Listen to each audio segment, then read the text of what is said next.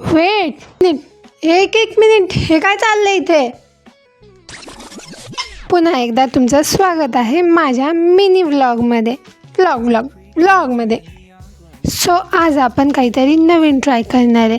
याआधी आपण खूप वेळा सूप खाल्लेला आहे, पिलेला आहे, पण इन्स्टंटवालं सूप नाही, होममेड सूप पिलेलं आहे. सो आज आपण होममेड नाही तर इन्स्टंट सूप ट्राय करणार आहे.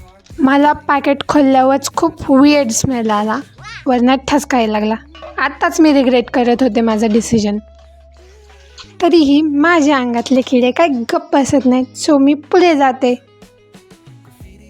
तसं तुम्ही माझ्या अवताराकडे दुर्लक्ष करू शकता, कारण घरात असल्यावर मी एखाद्या भिकाऱ्यापेक्षा वेगळं काही दिसत नाही. सेम तसंच असतं माझं पण.